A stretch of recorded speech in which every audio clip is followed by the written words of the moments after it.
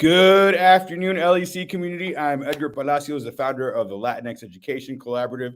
Today, we're going to be doing something really special, really different over the last couple of weeks. And we've actually been doing this for a little bit. We've had an incredible educator, Sofia Gonzalez, with us, and she's been helping us interview and connect with new educators, some really cool folks. But today, we're going to be shifting those conversations, and we're going to put the spotlight on her. And so help me welcome Sofia Gonzalez to the stage. What's up, Sofia? Hey, what up, LEC fam? Edgar, how are you? I am, doing really well. I've been thinking a lot about kind of this moment in our conversation today, mostly because like we are so close. I don't know if you knew this, but we are so close to an important anniversary and milestone for us.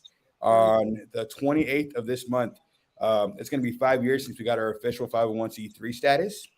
And so I've been thinking a lot about the future of our organization, the future of the work that we do, but also all the cool people that we've met along the way, including you, of course. And you've been a part of our LEC family for a while now.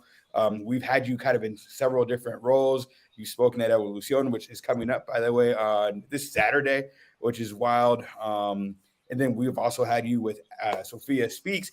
And I've also seen you just like do incredible you've been doing a lot of work in Kansas City as well. And so it's been awesome to have you in this space. But welcome to this space. How are you doing? I am doing so well, Edgar. I know it's like this full turn of events for us. Like I've been in such close proximity to your organization and to the network that you've been involved in. And it's like, I feel like, and we talked about this backstage, like Casey has a vibe, there's an energy, and it's been drawing me and attracting me to you all and to be in community for the past couple of years now. And I am so here for it. And congratulations on that anniversary. The work that you're doing across the US has been nothing short of exceptional. I really appreciate that. And it means a lot coming from you because I know that you are uber involved within the education community, representing the Latino voice in a lot of places, but also just you have this incredible energy around you, right? You make people want to become educators. You make education look cool. You make it feel cool. You make it sound cool. But I think you're also really honest about the impact and the work that it takes to get there. And so it's so cool to just see you not even blossom, because I think even when we met you, you've already blossomed, but like to continue to grow and to amplify your voice and through extension, like amplifying others' voices. Yeah, it's been wild, man. It's really been wild to like really function in your authentic self. It's been a wild ride to take risks and to lean into the unknown. But it's like I just dropped a reel yesterday and I talked about leaning into the unknown and my North Star being that of equity work and just that being my guide. And it has taken me to far off places. Sometimes I'm like, I wake up and I'm like, how am I here? Like, how is this happening? But I feel like when your heart is in the right place, when you really lean into your identity, who you are and what you were called on this earth to do, it's like the universe responds, your ancestors rise up, your faith begins to ascend, and you become like this unstoppable force, even in the midst of your flaws, even in the midst of your fears. It's like you do it in spite of your fears. And it's kind of hard to explain, but I know that you feel me. Yeah, absolutely. I mean, I think, as we get to the 5 year mark, it's a really it's an interesting point of inflection, right? And reflection. I have a little bit of cough, so I may cough here every once in a while, but to that point of like understanding the connection to the universe, right? And that the universe provides and it rewards risk, right? It rewards you stepping into yourself and following your dreams and following your convictions, right? And following what you believe in. And clearly, sometimes it is not clean, right? Sometimes it's a little messy and like we got to figure things out. But the universe has always got you, is what I'm learning and what I'm keep reminding myself as we work in this space. Absolutely. And it's all about energy too. Like you were mentioning energy, like It's all about keeping your energy high. It's all about operating in the frequency that you were called to operate in and not beneath. And that really just draws folks to you. It draws the resources to you. It just really takes you from level to level. And I know that that's something that you and I have talked about, like offline, as nonprofit leaders and as EDU justice warriors, and really trying to amplify the Latinx voice in the K through 12 space, and just trying to do the work that could really just make a difference for our nation's kids. It really does. It really takes a lot of reflection. It really takes a lot of introspection to come to a place and a space where you're able to analyze where you're at, but ultimately where you want to go. And here's the funny thing, it's not even for the sake of us. It's for the sake of others, right? And it's for the sake of our families. It's for the sake of the next generation. And it's like, man, but in that, right, there's this satisfaction. I was just telling you, I'm like, man, tap me in somewhere, because Miss G's over here waiting for the Department of Education, to tap me in. And it's like, I need to be pouring in. I need to be sharing. I need to be communicating, so that I can function in the totality of my gifts, but also continue to be an outpouring for those in front of me. I'm so curious, like over the last couple of years, what are some gifts that you've discovered that you didn't know you had? Man, that's a really good question. I have recently discovered, as of late, that I can take on the gifts of organization, the details, the background info, because as dreamers and as visionaries, like I've always been just like, man, just get me in front of a crowd, man, just get me a mic, just like let me share the vision, let me cast vision, let me just open my heart, and let me just move and motivate and drive people in a certain direction. But with that comes details. Like with that comes contracts, with that comes invoicing, with that comes just really knowing like the business aspect of living this life of advocacy. I've had to step into, whether I wanted to or not. I was like, wait, so how do I make this invoice? I think I gotta put like my logo or something like that. I'm like, wait, I need some assistance, pero you know what? It's like sink or swim. If you want the message to get across, then you have to operate in different skills and gifts. And though I must admit, those aren't my like full-on gifts and abilities, but I managed to circumnavigate them and learn so much in the season that I'm in. So I was talking to I'm gonna shout out Antonio Pacifico out of St. Louis. I was in a conversation with him recently, and he was he had read a recent article in the Harvard Business Review around the importance of putting parameters or constraints, because apparently it allowed the study found that like constraints and parameters actually made you more innovative, right? Wow. And made your innovation maybe more successful.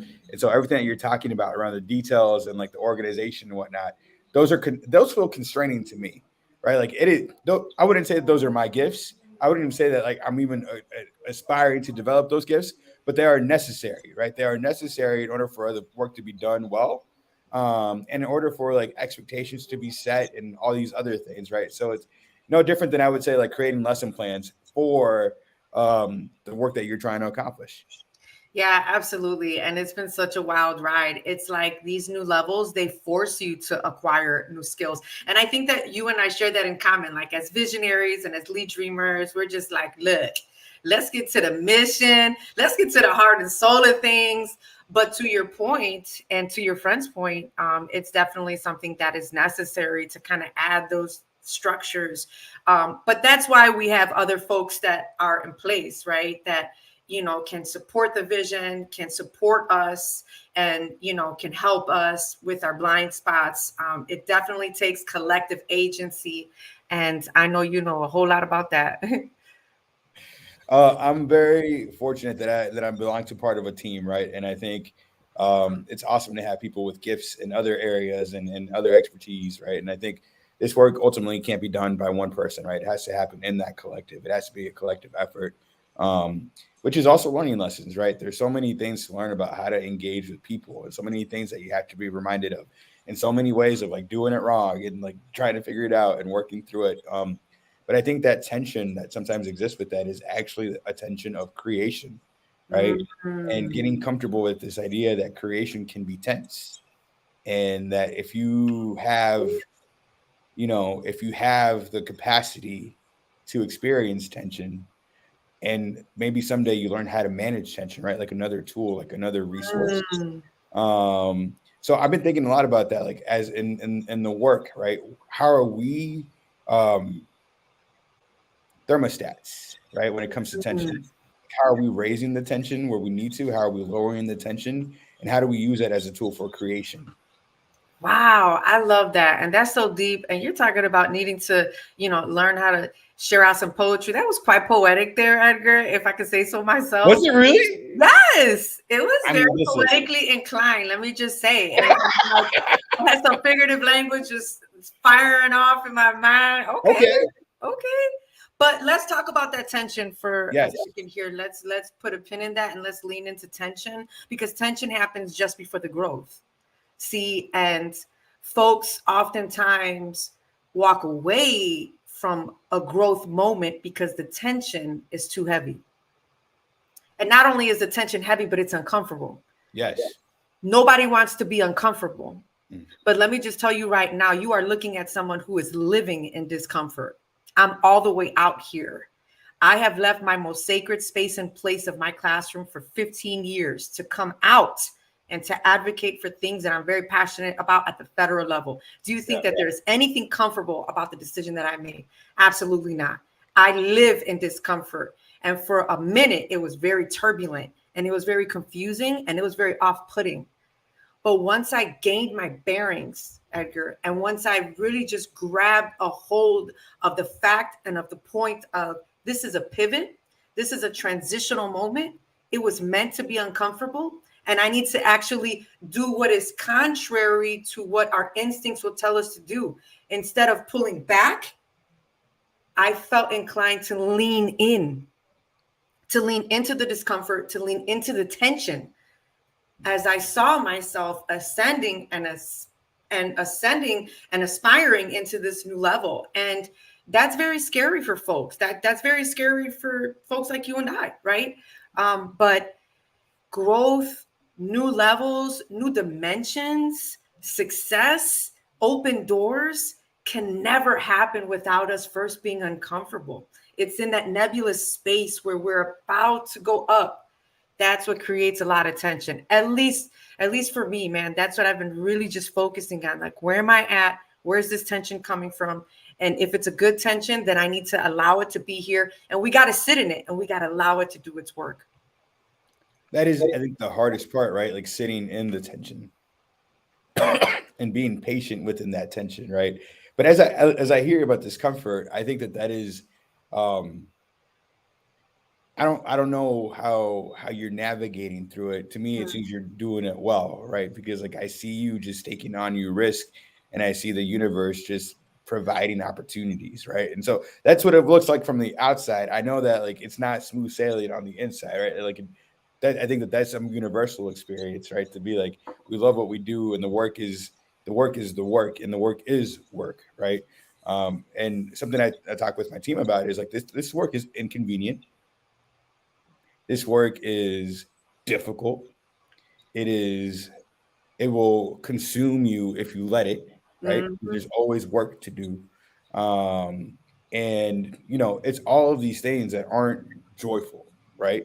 It's these things that like it requires something of you, like it requires sacrifice, it requires being uncomfortable, like it requires all these things.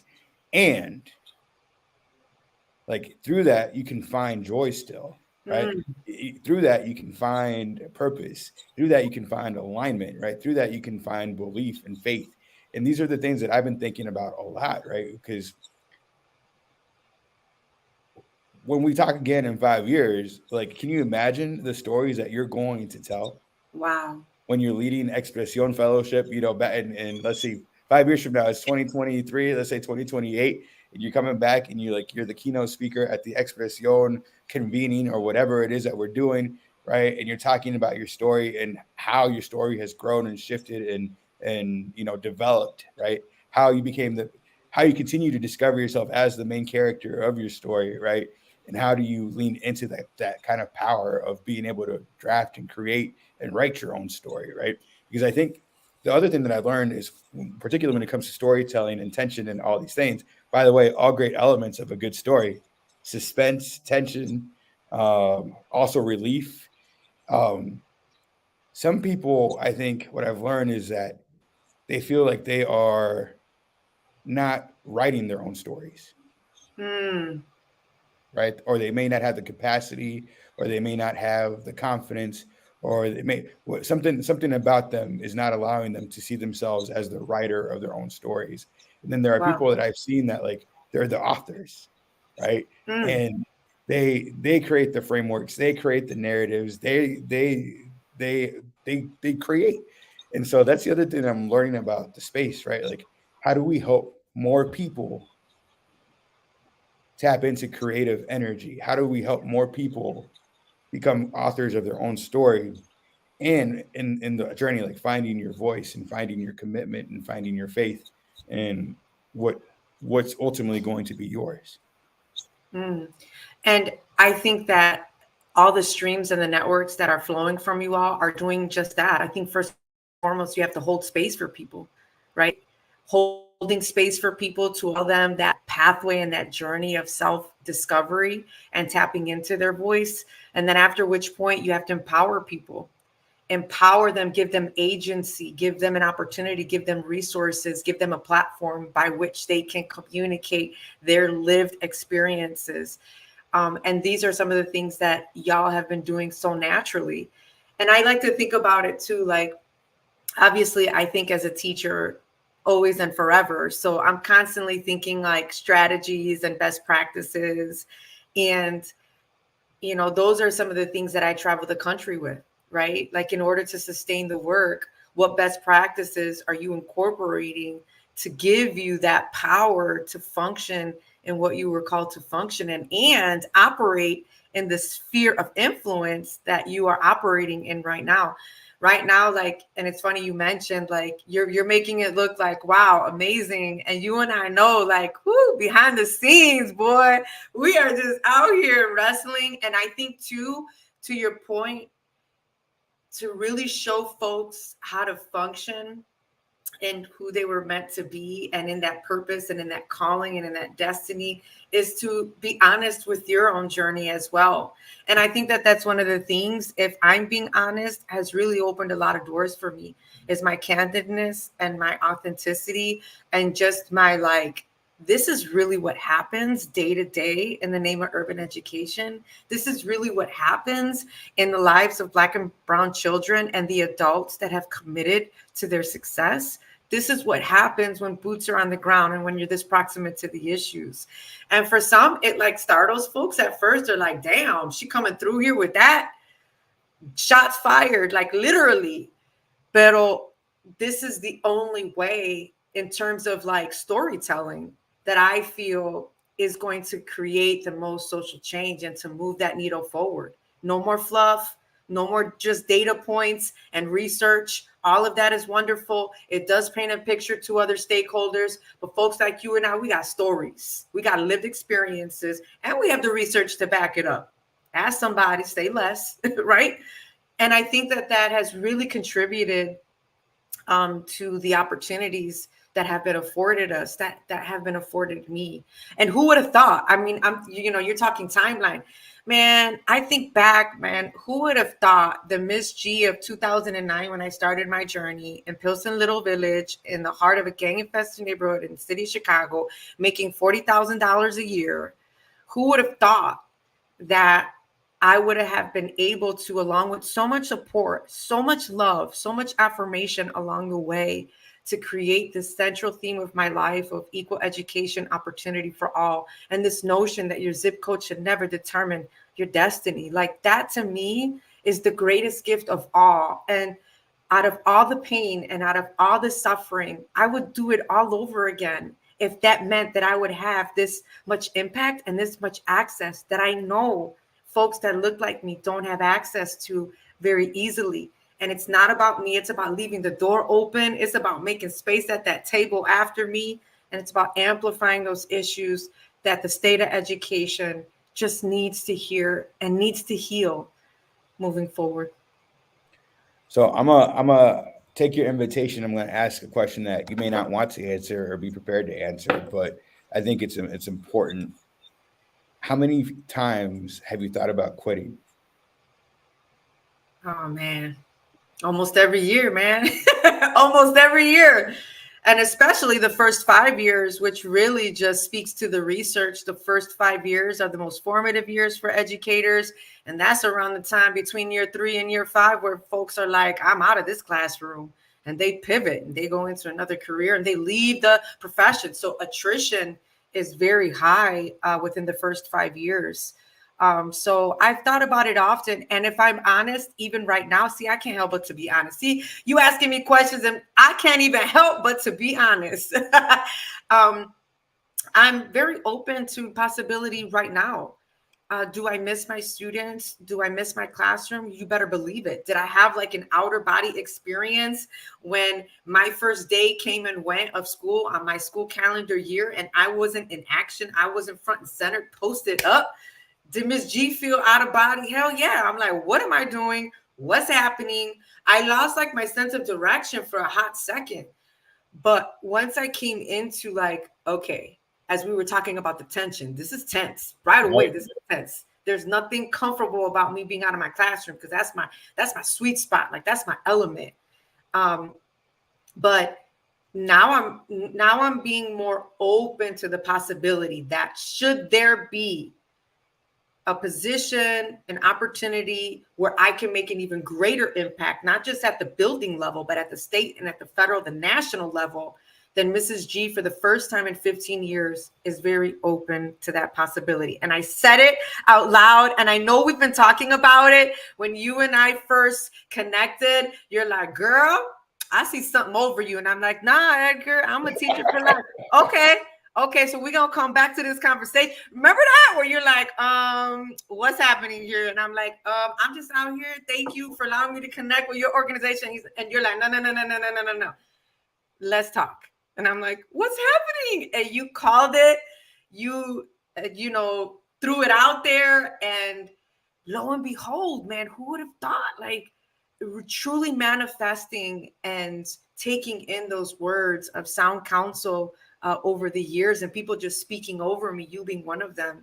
And now I'm like, I'm open to whatever the world has for me, if that means that I'll be able to function and operate in the totality of the anointing, of the calling, of the purpose I'm here for. I'm pumped up. See, Edgar, you got me all fired up. I can't do this online. Come on, Edgar. Oh no, we have to demonstrate, right? We have to show, and I think that's actually part of the calling, right? That's part of your anointing, is that you have to actually demonstrate it to other people, right? Now, the question that I have for you is like, where's your courage at, right? Because like, in order for you to do that and to do that authentically, and for you to show up as you do, it requires an insane amount of courage, right? And it requires an insane amount of like belief and faith, right?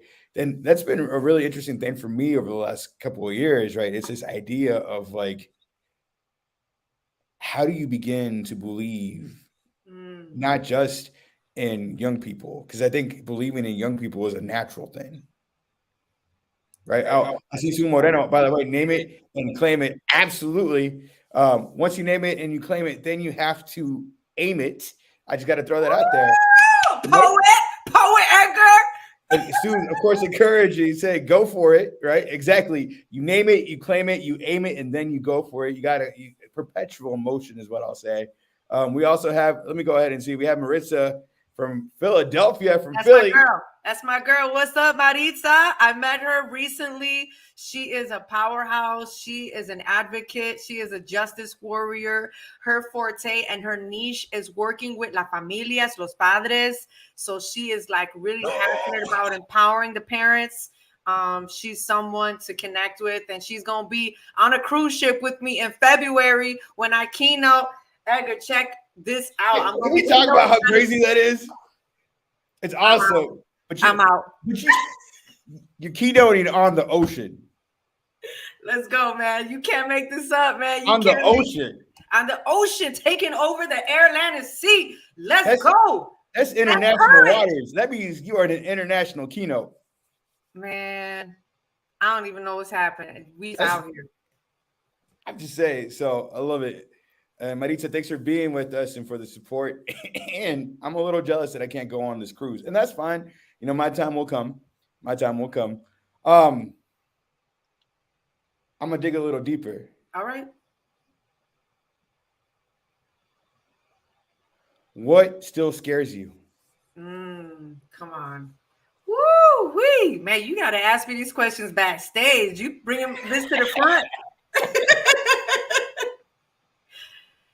Backstage, frustrate. You know, it's all a stage. So here we are. Yeah, okay. All Take right. the stage. Take up some space. Come on, let us Yeah. know. Yeah, man. One of the fears that I have is that the opportunities will dry up Mm, and I'll no longer have access to spaces and places and stages and tables, and that it would have been just for a season. I think that's a fear that I'm wrestling with and that I'm trying not to entertain. And that kind of scares me. Like, man, is this just a seasonal thing? Because, like, I really enjoy this. And it is really at the intersection of like everything that I love to do and that I'm passionate about. And I really hope that this isn't just a season or just a chapter, but I really hope that it just spreads itself out into the rest of my adult life and takes me in places that I couldn't have imagined on my best day. So if I'm being honest, man, I just get afraid. Like, as a speaker and as a traveler and as an advocate, you rely on opportunities and folks and events and conferences and spaces and fellowships. And it gets a little scary because you have to deal with rejection. You have to deal with not right now. You have to deal with, we went with another person. And, those things, they kind of mess with you. You're like, dang, like, but at the same time, you just have to be patient.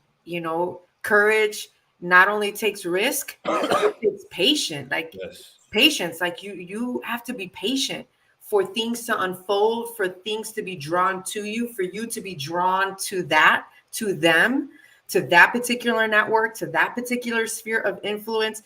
And in this space, if I'm honest, I can't run out of patience. I have to be Mm, very patient because things that are beautiful, that are lasting, that have substance, that takes time. And so I can't rush the season that I'm in. I can't rush the process of what's going on internally in my mind, in my heart, in my spirit. I can't rush. And for me, I have way too much energy. I am an extrovert. I am on 10 all day. I'm passionate. I got this message living inside of me. I live and breathe this work. And so it's really hard for me to stay pinned down and for me to wait. mm. But to your question, those are some of the things that I wrestle with. Let me offer you something. Let me see what you do with this. So here we Okay. go. What if the fear is seasonal? Mm, okay. Wow. You know, what if what you're experiencing with the fear is a season, right? Because it's a season in where you are the most uncomfortable and where you are doing the most growth, and it's preparing you for whatever that next destination, right? That next ledge that you're going to be on, that next stage that you're going to be on. So, what if you shifted that a little bit and saying, like, no, you're just on your purpose, right? You're on your natural and clear purpose and universe given purpose. What if the fear is seasonal? Wow. I mean, that's a mindset shift. That's a shift in perspective. That's a shift in mindset. Man, and I'll take it. I want the fear to be seasonal Like and not the access, not the power, not the next levels. like the power and the abundant like is abundant, right? Power is abundant. You talked about patience, and patience is abundant. Come on. There's plenty of patience out there, right? Like, and you know this, you know how you know patience. You have met patience, and patience will ever be part of your life. But I think about like fear is also a sign of growth, right? Mm, fear is also a sign of newness. Fear is also a sign of beginning, right? And so I've had to think about that framework of like, what if there is a future and where I am no longer afraid? Wow. And what does that mean? Like, what does that experience look like? What is that? What in the absence of fear in that next stage, what is the feeling that you're going to feel? Mm. You know, it brings me to this idea, something that I've been flirting with and entertaining and really reflecting on is I'm learning to flow and not force. And I think that that is in alignment with what you're saying. Because if you flow, then you could flow with the no's, you could flow with the goes, you could flow with the not yets, and you can flow with the congratulations. You are the one. Listen, I was talking to Noemi Cortez. I don't know. Do you know Noemi? She out of Chicago, doing some incredible work. You got to connect me. I will absolutely connect you. Let me tell you this. She talked about flow the other day, and I was telling her, you know what? I see a river, and rivers flow. That's what they do. They just naturally flow. But it doesn't mean that certain parts of the river are not calm. Mm, It doesn't mean that certain parts of the river are not in whirlpools. It doesn't wow. mean that certain parts in the river there's no waterfalls. It doesn't mean that in certain parts of the river it's not muddy and silty and like dirty, but it's still flow, right? Because ultimately, like the water is going to flow where it needs to go. And what I love about water and flow, it's always through the path of least resistance. That is what water naturally does. Ooh. So if the natural path of least resistance is to go off a waterfall, then like that's just what the water does, right? Now Wow. falling in that waterfall is not fun or scary, but like least resistance. And so that's how I'm also thinking about flow, because flow, we think about peace, right? We think about slow and we think about like, but no, flow, when you see it in nature, it is so many ways. Yes. I But feel that. but it's just, it's just nature. Mm. It's just natural. And so I'm I'm just putting that out there for the universe to listen to that. Uh Martin, I appreciate it. It's been a long time coming. As I was told the other day, I'm just getting old. And so there's certain parts of, or I'm like, it's time to grow out the beard and you know, sabiduria. That's the word that keeps coming. I love that. And that's like a whole thing, like the bearded movement, that's like a whole thing. So you on point with what's relevant. But yeah, so when you think about flow and you think about you being the water, Mm. how does that make you feel? I love that. And though it's a metaphor, it feels so literal because it's like flow can come in different speeds too. Like flow, water flows, it could be smooth, melodic, tranquil, but sometimes coming from underneath the waterfall, like the splash of the white water and the foaming and like the fast pace, like downstream, like there is nothing slow about that flow. Right. So, can we be able to ebb and flow with the currents? Come Mm. on now. See, we just getting real deep. I I'm don't just know if saying, the listening audience wants to go there with us, but it's too late. that's where we're headed today, because that's what the That's flow of the it. conversation dictates. It's not I'm about here it's for not it. it's where we're headed. And I think about when I think about flow, and I was talking to Naomi about this. It was like the river that comes to mind is always the Mississippi, right? It should Mm, be the Missouri because we're in Kansas City, but or maybe the Chicago River, but it flows backwards, is what I heard in Chicago. something But like that. like I think about the Mississippi and how it collects the flow of other tributaries and other waters, right? And ultimately ends up in the Gulf of Mexico. It always finds its destination. Come on. You know what I'm saying? And like it just doesn't stop. Wow. Wow. Come on. I'm going to throw a chancla at you. You're lucky that I'm over here in Chicagoland areas. Because that deserve a chancla. When I used to preach and teach real good, I had my friends over here from Chi-Town talking about, I'm going to throw a chancla at you. That's when you know it's good, right? Yeah. Man, destination. But here's the trick, though. You can't get out the flow. You can't get out the flow, because if you get out the flow, then you might wind up in the wrong destination. And so the courage and the path of least resistance and trusting the flow and the currents, man, that's where the possibility comes in. And that's why a lot of people, right, struggle to find that true flow in their lives, because so many different levels of trust and surrender have to take place first, man. Like when you're in water, you can't be going crazy, flapping your hands, like you'll drown. But if you backstroke, if you just relax, if you just let your body float, come on now. Your body will float. It will. Hope floats. Hope. Come on now. See, you putting us there, so I'm just going to keep going deeper. We cannot be together. Do not put us together again, okay? Because we're just going to be acting crazy over here talking metaphors and poetry and deep philosophical frameworks of thought. We're going to have all the people, okay, really just mapping out their dreams after this podcast. I mean, that's what this is about, right? It's about and it's not just about their dreams. Because I think what's important in this, if we can help and support people to dream, then what I love about it is the ripple effect. Let's use some more water metaphors here, because this is where we're at. I'm here for it. It's the ripple effect, right? If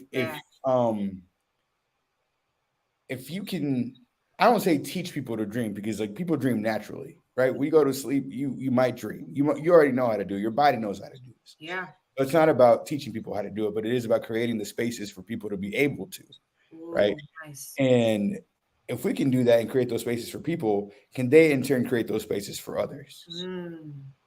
Right? So if Sofia knows how to access dreams and knows how to dream and feel safe dreaming, right? And allows herself the space to dream, then can that be the model for our young people to dream? I love that. Right? And it's not rooted in, in trauma. Right? The story isn't rooted in the trauma of our lives. It's rooted in the aspiration and what's possible. And what can uplift us, right? And so that's part of the work of building community, right? We don't build community for ourselves. We build community so that others can be involved and included and join as part of the community. And that's, to me, like the expansion of this, right? It's the expansive and abundant mindset that the work requires, or else if we do it for ourselves, then it just dies with us. Wow. I love that. I love that selfless work. And it just brings to mind that age-old saying that we are our ancestors' wildest dreams. And it really helps us to look back and to see the work of our ancestors and how they, by some way, by some channel, inspired us and moved us so that we could pay some of that work forward and push that work forward of justice and equity and advocacy and amplifying those cultural landscapes and really celebrating our cultural identities and all of that good stuff. Because you're right, it isn't about us. And although we get to enjoy the fruits of some of the things that we generate, right? Community, love, justice work, equity work, creating access and opportunity for others, teaching them, training them, developing them. We find joy and gratitude in that. But ultimately, it's all about planting those seeds and for those seeds to grow and to blossom. But they need water. Oh, let's turn back to the water. They need water to flow on their roots. Come on now. I mean, that's the reality. That's the reality of life, right? I'm here for it. The only reason that life exists on Earth is because water exists. I don't know if that's true or not. All the science water educators is a life out there, source. I'm just saying, all the science educators out there, correct me if I'm wrong. Then we go talk about the water cycle. Okay. We're going to talk about the different phases of water and the fact that water can be all phases, right? It can be gas, it can be liquid, it can be solids, and it's still water. Come on. Still serves its purpose. It still serves its purpose. Wow. You know what I'm saying? I And love that. that's what I want for our community, as particularly as I think about like the next 5 years of this work, right? How Okay. do we align people, educators, Latino educators, to their purpose? And how Mm, do we keep them on purpose, right? How do we, as a community, say, "Hey, I see you swimming in this wrong tributary, right? I see you off your path a little bit. How do we get you back on that path? I And how love do we take responsibility for each other in those ways, it. right?" I love it. And just the impact, like you say, the ripple effect, because as the LEC is empowering Latinx educators, is providing resources, opportunities, pathways, training, development, acknowledging, and really giving them the love and the acknowledgement. Think of the impact that they will make in their classrooms, mirrors and windows and sliding glass doors, disrupting those texts, really letting those kids of color say, hey, I could be who I see in front of me as a possibility. And that is definitely a great representation of that ripple effect. Yeah. I just love it. Hmm. What are you going to create this week? This week, woo, well, I do have a couple of things that I'm working on. Okay. And fun fact, I was telling you backstage, Miss G is about to be a kickboxing trainer. Education takes forms in many different ways. And that's something that I'm actually working on. I'm in a program right now to be certified, and it's for a women's gym that I've been a part of for many years. And this power boxing class was very significant to my fitness journey, my weight loss journey. And it was a real pillar in our gym family. And as I was mentioning to you, my our trainer unfortunately lost her life to cancer, and the class just kind of simmered with her. And I kept harping, man, when's boxing coming back? Boxing coming back. And my gym manager turned around and finally told me, well, why don't you do it? And it just reminded me of that saying that we say in all of our spaces, we are the ones that we're waiting for, Yep. right? I was like, yo, for real? Because that's a passion of mine. And she's like, do it. And so I'm getting certified. I'm about ready to start a 4-week boot camp right after Thanksgiving. Don't play with me. Come on now. And boxing is literally about mental toughness and the agility and the resilience and that whole metaphor right behind guards up, right? The power stance, the jabs, the hooks, the uppercuts. So that's something that I'm working on getting certified as early as this week. But something that I also wanted to throw out there into the world, into the atmosphere. Listen, man, I've had a manuscript in my heart, and hold me to it. I'm saying this to you because I know somehow you're going to hold me to it. You're going to hold me accountable because you held me accountable, whether you saw it or not, to my speaking journey. And you said it. You said it over me. You're like, I don't know, because that speaking is going to take you in a lot of different directions. And we had that conversation in my classroom. I don't know if you recall. I absolutely recall it, because, and I love it because you're helping me. Like, this is what I'm telling you. This is what I'm telling you. The fear is seasonal, right? Because like the fear that you're talking about, and like all it's doing, is slowing your flow. Yeah. That's all it's doing. Like, you're ultimately going to overcome it. Like, the water's just going where it's going to go. Like, the fear is just like slowing you down a little bit. But, a little bit. I mean, let me put it out there. Today is November 16th. It's 4:44. I don't know if there's any symbolic meaning to that, but it's 4:44. But let me tell you, actually, Jay-Z 440. Never mind. See, let's talk about being honest and truthful in this moment. Okay. If you have a manuscript in your heart, and you have a story to tell, and you're a storyteller, I know. Then what do we need to do to cement that, right? What do we need to do to get that story on paper, and then to put it out there, to publish it? So therefore, now you can go speak on this book. I know. And you're saying it. I know. Because see me, I'm gonna try to pull. Let me see if I can do a Sofia here. Just give me a second. Let me see if I can make this work. You're a storyteller, and my story tells her. No, I'm kidding. I don't know how to do it, but here we go. You got to do it. Like this is what I'm talking about. If Okay. like the story is the story, and you already have more than enough evidence that your story resonates with people. Wow. You really, I mean, like I've seen again. I've seen you all over Kansas City. I'm gonna name for us. Evolution was I think the first in It's Kansas true City. though. It's I'm gonna true. just name Yeah. it and put It's that out there. I'm gonna just state a fact. But like the evolution, la evolución see. is in the cementing of the story, right? Mm, It isn't to put it in a different format so it can reach more people, yeah, man. right? Honestly, it's an equity issue at this point because if you don't put it in different formats where people make it accessible, then like you're making it hard to access for other people. Wow.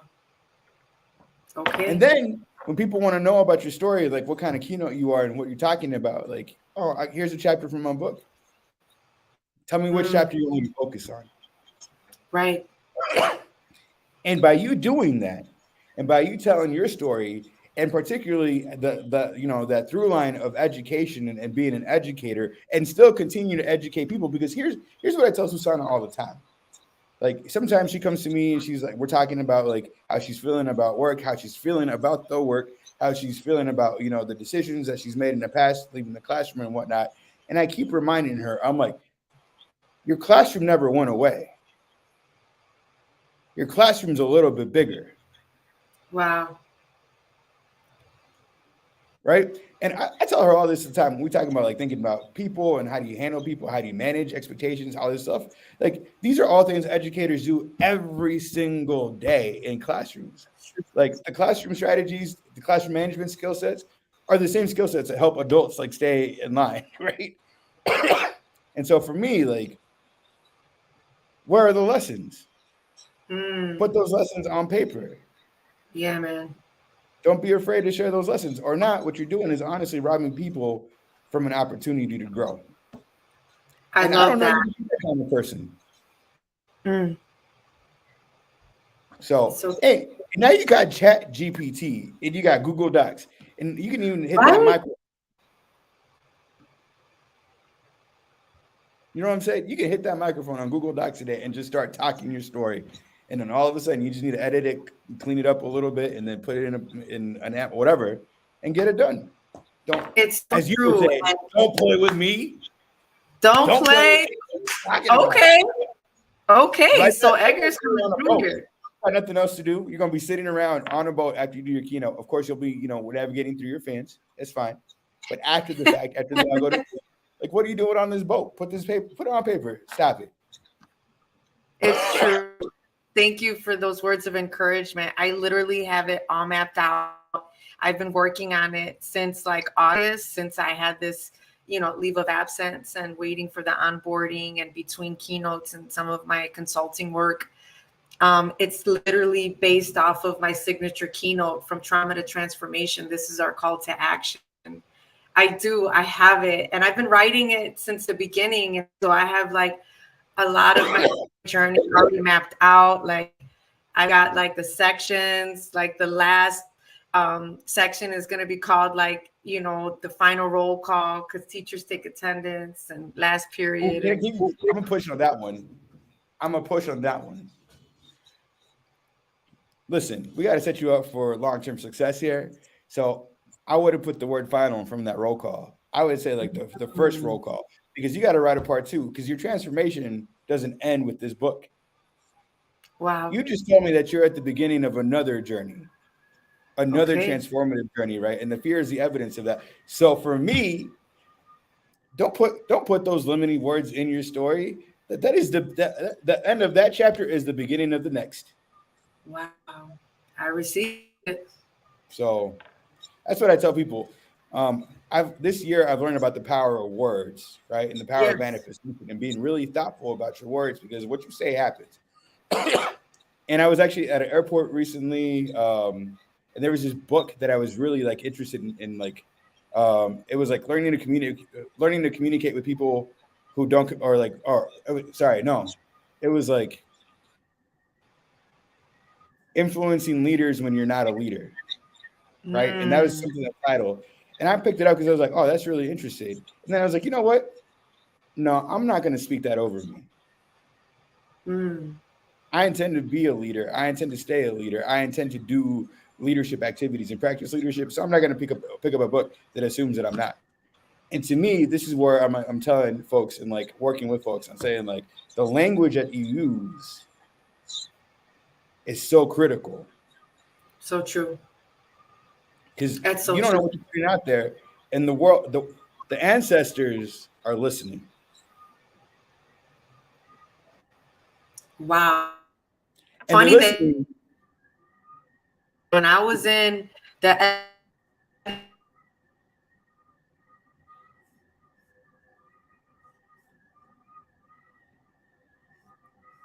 you know, we did an in-person studio session, remember, with Susana and with Anastasia, with Anna. And what did I say? I know what I said. I'm not expecting you to remember every word I said, but I said, I'm going to let this listening audience know right now that I'm going to DC and that I'm going to meet Miguel Cardonas and I'm going to connect with the U.S. Department of Education.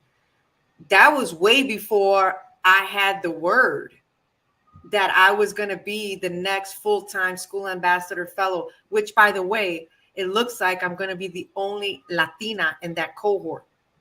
The power of my words. I'm like, I'll put it out here right here. I also said on my tweet deck on Twitter, I said, I will be a TEDx speaker. I will be a TEDx speaker. And I'm putting it here right now so that I can have a receipt of when I get my TEDx segment. I heard it here. You're welcome. I'm just saying, like that is the intensity that we have to carry with ourselves, right? Intensity, intention, tension. We are back to tension. That's it. I love it.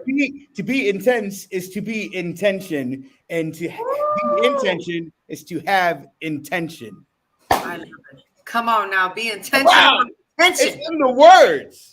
It's in the words, and you're It's in right. the words. Because guess what? Your thoughts become things. Your words become actuality. So you got to watch what you say. Gotta watch what you say. I like that. I like that. So not final call, but right. So we've had a lot of commitments today. I heard you coming out with the book in 2024. I can't wait to read it. I can't wait to see the keynotes that are associated with that book because like now you get to do a book tour. Thank you. You say you're bored. Now you get to just drop in whatever city you want and have a book tour and like, build events and stuff around it. Like that's going to happen. Wow. And then, you're going to be on a boat. Maybe if you do it right, you're selling your books at that boat. Oh, snap. I better get on it then. You got a couple of weeks. So my final question as we enter our last couple of minutes together for today. What have you learned from our educators, the educators that we serve? What's your biggest takeaway from them? Such a great question. The educators that I've been able to interview on this podcast have been life altering. Just to really get inside their hearts and their minds and their day-to-day experiences in the trenches has been so invigorating. But what I have learned the most out of speaking with educators from across the country is that every educator is brilliant in their own right, in their own realm and in their own sphere, with their own students, with the resources that they have that are given them, even with the lack of resources. Every educator that I've come across is brilliant in their own right. And that to me is something so sacred. And obviously I'm admitting my bias, but teaching is one of those professions where you could create, where you could imagine, and where you could literally transform lives every day before you. And to me, that is nothing short of magical and brilliant. Man, these educators were just something else. I really love that. I absolutely love that. I think that is what I want the world to know, right? Mm, I want the world to like so effortlessly understand that. mm, And that's what I want our young people to see. And that's what I want our young people to have access to is to that. Because and so um I appreciate you shining your light and amplifying the light of other educators on this space in this space. And it's an honor. It's an honor, and it's to be able to talk to you about ideas and to be able to like share vision and wisdom and all these things with you. But it is so cool to see you grow as well, yeah. and as you're growing, you're bringing others along on this flow with you, and that's pretty cool.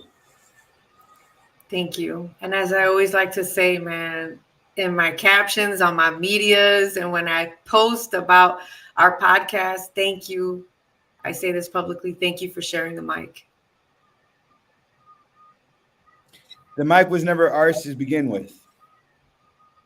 We just getting a little bit of access to it. You know what I'm saying? Come on. So I'm looking forward to the book. Heard it here first. It is November 16th. We're gonna have a Sofia Speaks book. I don't know what the name. Do we know Yeah. the title yet?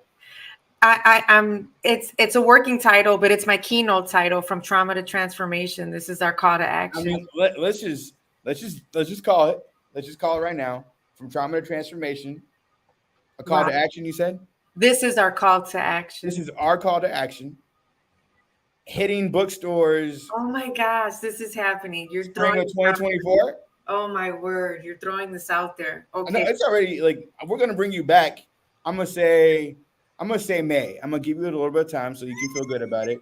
We're gonna bring you back May 2024, and we're gonna be talking about your book, From Trauma to Transformation, our call to action. Let's go. Let's I do receive it. Come on. You know what? And I commit this to you.